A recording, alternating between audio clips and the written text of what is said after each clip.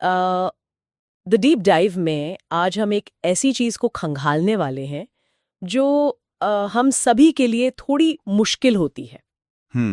इंतजार। बिल्कुल, इंतजार करना। एक ऐसी दुनिया में जहां हमारी उंगलियों के एक इशारे पर खाना आ जाता है, एंटरटेनमेंट मिल जाता है। हाँ, एंटरटेनमेंट मिलता है, इन्फॉर्मेशन मिलती है, वहां किसी चीज के लिए महीनों या सालों तक इंतजार करना एक सजा जैसा लगता है। एकदम सजा लगता है, क्योंकि हमें आदत ही नहीं रही है अब रुकने की। हाँ, और आज हमारे पास जो सोर्स मटेरियल है ना, उसमें इस मुद्दे को बहुत डीपली कवर किया गया है। साइकोलॉजी, फिलॉसफी और लाइफ के एक्सपीरियंसेस को मिलाकर एक ऐसी पिक्चर बनती है जो हमारी उस पुरानी सोच को बिल्कुल पलट देती है। वो सोच कि अगर किसी काम में देरी हो रही है तो उसका मतलब रिजेक्शन है। एग्जैक्टली। हमें लगता है कि हमारे लिए दरवाजे बंद हो गए हैं। पर आज का जो हमारा मेन फोकस है इस डीप डाइव का, वो ये है कि डिले का मतलब डिनायल नहीं होता।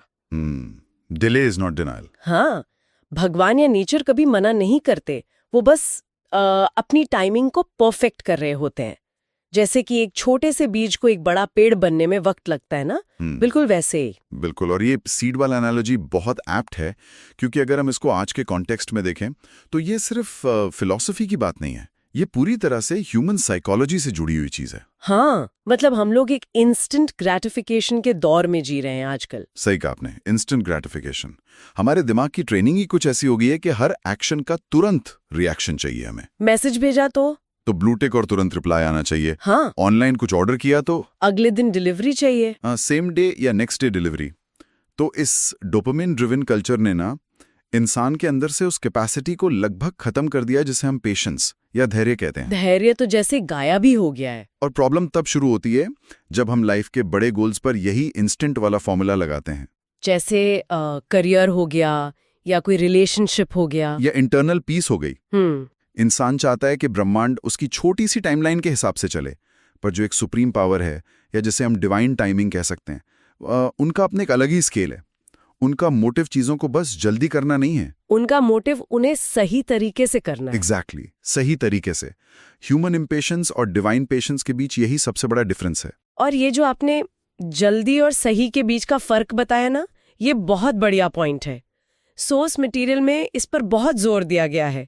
हम लोग क्या करते हैं ना कि अपनी एक टाइमलाइन बना लेते हैं कि 30 की उम्र तक ये हो जाना चाहिए। हाँ, 30 तक घर लेना है। हाँ, अगले साल तक वो प्रमोशन चाहिए।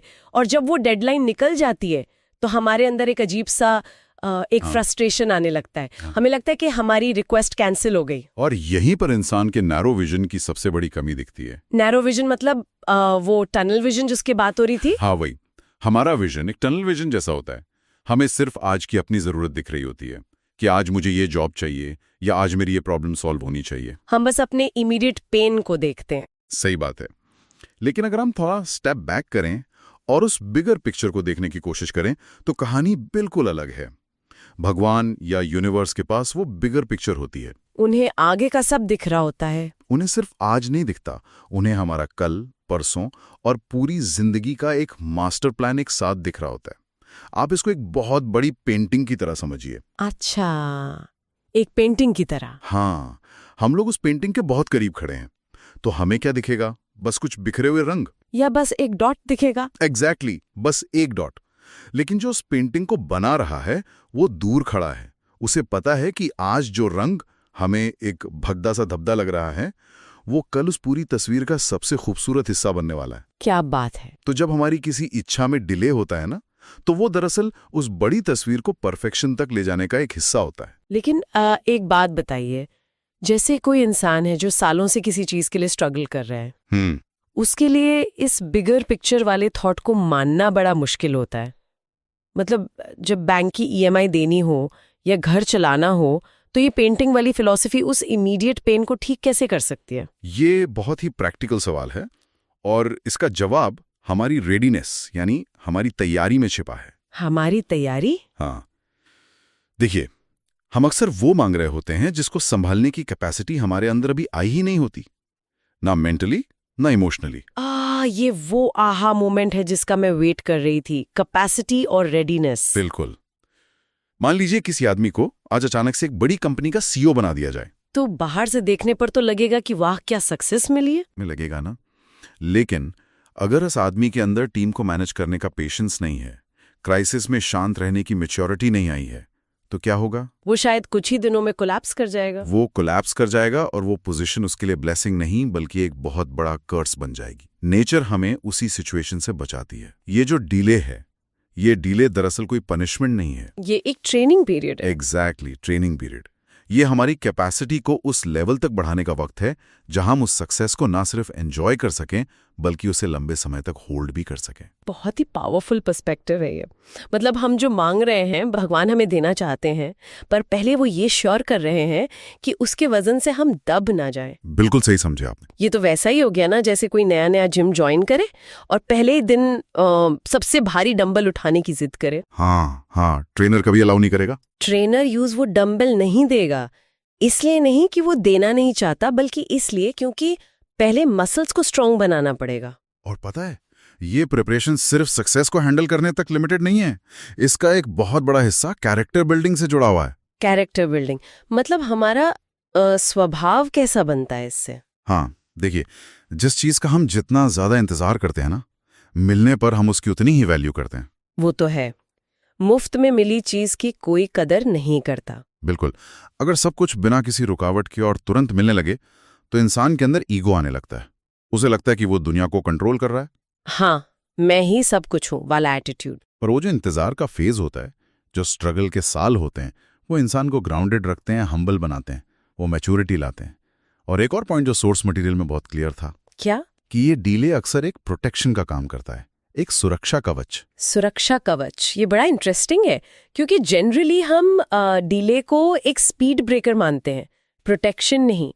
इस पर थोड़ा और डिटेल में बात करते हैं। इसको ऐसे देखिए कि कई बार हम किसी बिजनेस डील के लिए या किसी रिलेशनशिप के लिए बहुत डेस्परेट होते हैं कि बस ये आज हो जाए वरना लाइफ बर्बाद है। हाँ, और अचानक कोई प्रॉब्लम आ जाती है, पेपर वर्क अटक गया या सामने वाले ने मना कर दिया। उस वक्त हमें लगता है कि सब खत्म और हम नेचर पे गुस्सा करते हैं, भगवान को कोसते हैं कि मेरे साथ ही ऐसा क्यों हुआ। लेकिन वही 5 साल बाद जब खबर आती है कि वो कंपनी तो फ्रॉड निकली और डूब गई, या वो रिलेशनशिप बिल्कुल टॉक्सिक हो जाता, तब रोंगटे खड़े हो जाते हैं सोचकर। तब रियलाइजेशन होता है कि वो जो डिले था, वो जो रिजेक्शन हमें लग रहा था, वो एक्चुअली एक बहुत बड़ी डिजास्टर से बचाने का तरीका था। मतलब भगवान ने पहले ही रोक दिया। हाँ, जो चीज आज हमें बहुत अच्छी लग रही है, कल वो हमारी बर्बादी का कारण बन सकती थी।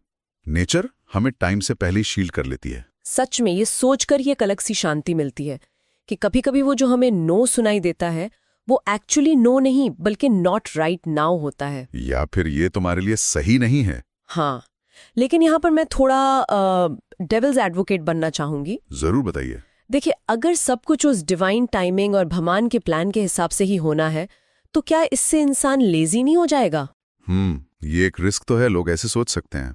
वही ना, कई बार लोग अपनी कमजोरियों को या अपनी लेजीनेस को छुपाने के लिए बोल देते हैं कि अभी डिवाइन टाइमिंग नहीं आई है।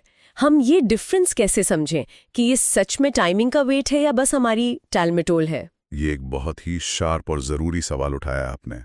डिवाइन टाइमिंग का मतलब ये बिल्कुल नहीं है कि आप हाथ पर हाथ धरे बैठे रहें, कि वेटिंग रूम में बैठे हैं बस। बिल्कुल नहीं, ये कोई क्लिनिक का वेटिंग रूम नहीं है।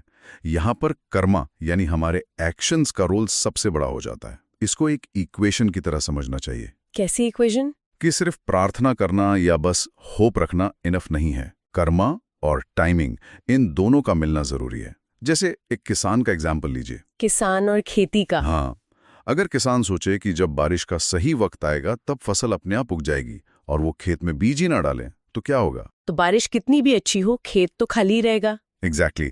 इंसान का काम है लगातार मेहनत करना, अपने स्किल्स को बेटर करना और वो बीज बोते रहना, यानी एक्शन कंटिन्यूअसली लेना है। हाँ, एक्शन लेना है। और जब आपकी वो तैयारी और आपकी वो मेहनत उस डिवाइन टाइमिंग के साथ अलाइन होती है ना, तब रिजल्ट निकल कर आता है। तो अगर कोई मेहनत नहीं कर रहा और टाइम को ब्लेम कर रहा है तो वो खुद को धोखा दे रहा है। इसका मतलब है कि हमें प्रोसेस में अपना 100% देना है, पर जो रिजल्ट का वक्त है उसको लेकर जिद नहीं करनी है। बिल्कुल, जो चीज हमारे कंट्रोल में है, जैसे हमारा कर्मा, उस पर पूरा फोकस रखना है, और जो कंट्रोल में नहीं है उसको उस सुप्रीम पावर पर छोड़ देना है। और शायद यहीं पर विश्वास का असली टेस्ट होता है। सबसे बड़ा टेस्ट यही होता है, क्योंकि जब लाइफ में सब ठीक चल रहा होता है तब तो भगवान पर विश्वास रखना बहुत आसान है। तब तो हर कोई पॉजिटिव एटीट्यूड की बातें कर लेता है। हाँ, तब तो लगता है कि लाइफ मस्त है, सब अच्छा है।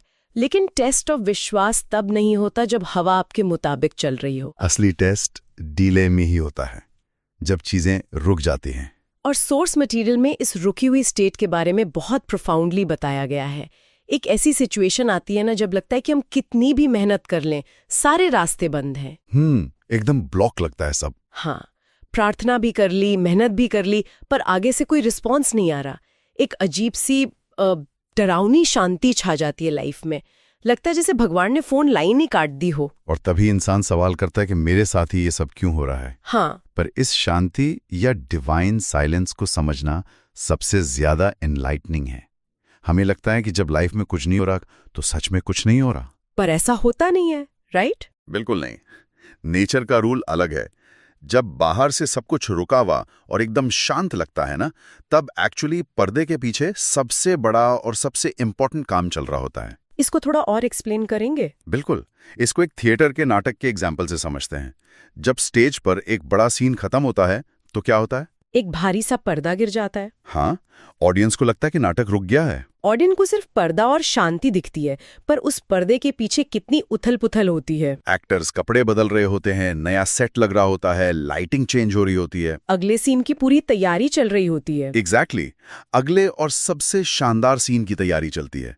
भगवान का मौन भी बिल्कुल उस गिरे हुए पर्दे जैसा है। वाह! जब हमारी लाइफ में ऐसा सन्नाटा आ जाए तो समझ लेना चाहिए कि हमारी लाइफ के अगले बड़े सीन के लिए स्टेज सेट किया जा रहा है। ये थिएटर वाला जो पर्सपेक्टिव है ना, ये सच में उस साइलेंस के डर को खत्म कर देता है।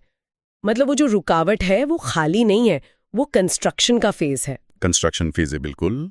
सोर्स मटेरियल पढ़ते वक्त मुझे एक और एग्जाम्पल क्लिक किया था, सर्दी के मौसम वाले पेड़ का। हाँ, वो रूट ग्रोथ वाला।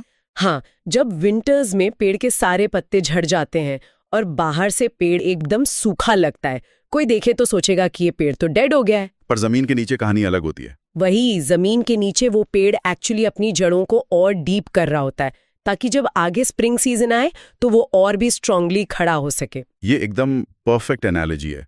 इंसान की जिंदगी भी इन्हीं सीजन से होकर गुजरती है। प्रॉब्लम बस ये है कि हमें हर दिन स्प्रिंग सीजन चाहिए। हमें पतझड़ या सर्दी पसंद ही नहीं आते, हम फेस ही नहीं करना चाहते। पर वो जो विंटर का फेज है, जो रुकावट है, वही हमारी मेंटल और स्पिरिचुअल रूट्स को स्ट्रांग करता है। जब हम इस बात को डीपली एक्सेप्ट कर लेते हैं, तब वो इंतजार करने का स्ट्रेस खत्म हो जाता है। तब हम परेशान होकर वेट नहीं करते, बल्कि एक शांति के साथ अपना काम करते हैं, एक काम एक्सपेक्टेशन के साथ। हाँ, तो अगर हम आज की इस पूरी चर्चा को, इस डीप डाइव को एक साथ पिरोएं, तो इसका मेन एसेंस क्या निकलता है? एसेंस यही है कि पहली बात तो डिले का मतलब डिनायल नहीं है। हमने देखा कि ह्यूमन इम्पेशेंस और डिवाइन पेशेंस में एक लगातार कॉन्फ्लिक्ट चलता रहता है। और हमने कैपेसिटी वाली बात की कि कैसे हम तैयार नहीं होते और डिले हमें उस सक्सेस के लिए तैयार करता है। साथ ही वो डिले हमें बहुत सी गलत चीजों से बचाने के लिए एक प्रोटेक्शन शील्ड भी बनता है।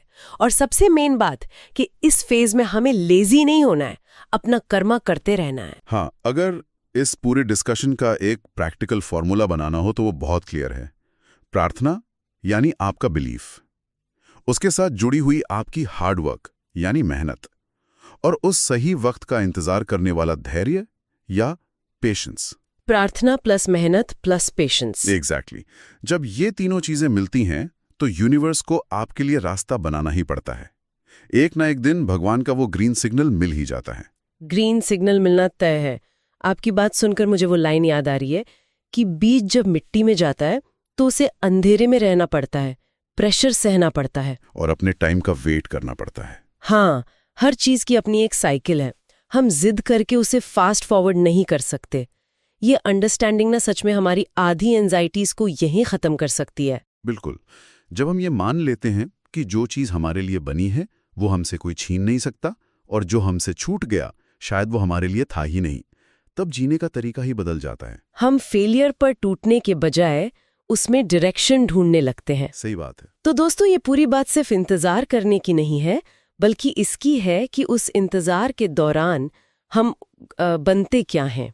अब आज की इस डीप डाइव को खत्म करने से पहले मैं एक आखिरी थॉट छोड़ना चाहूंगी, जिससे आप सब अपने लाइफ के एक्सपीरियंसेस को एक नए लेंस से देख पाएंगे। और वो थॉट सभी को रिलेट भी करेगा। हाँ, हम सबकी लाइफ में कोई ना कोई ऐसा पल जरूर आया होगा जब लगा था कि बस अब सब खत्म हो गया। कोई बहुत बड़ा रिजेक्शन, कोई बड़ा रिजेक्शन या किसी सपने का टूट जाना जिसने उस वक्त हमें अंदर तक हिला दिया था। तो उस मोमेंट को याद करते हुए आप खुद से ये सवाल पूछिए कि आज जब आप आगे बढ़ चुके हैं और पीछे मुड़कर देखते हैं, तो क्या ऐसा नहीं लगता कि उस दिन हुई उस बड़ी डीले या उस फेलियर ने ही आपकी आज की सबसे बड़ी खुशी का रास्ता बनाया था? जरा सोच कर देखिए, अगर उस दिन वो चीज जिसके लिए आप रो रहे थे वो आपको तुरंत मिल जाती, तो क्या आज आप इस लेवल पर होते? क्या आज आप इतने स्ट्रांग, इतने मैच्योर और इतने काम होते? शायद बिल्कुल नहीं होते। शायद बिल्कुल नहीं। और यही अपने पास के घावों को इस पॉजिटिव वे में देखना, उस पुराने डिले के पीछे छिपे हुए गिफ्ट को पहचानना ही इस जिंदगी की सबसे बड़ी समझ है। बहुत खूब। इसी गहरे और पीसफुल थॉट के साथ हम आज की द डीप डाइव को यहीं रोकते हैं। आप बस अपना कर्मा पूरी ईमानदारी से करते रहिए और उस सुप्रीम पावर की डिवाइन टाइमिंग पर भरोसा रखिए। ग्रीन सिग्नल जरूर मिलेगा। बिल्कुल मिलेगा। आपसे फिर मुलाकात होगी एक नए डीप डाइव में, एक नए टॉपिक के साथ। अपना ख्याल रखें।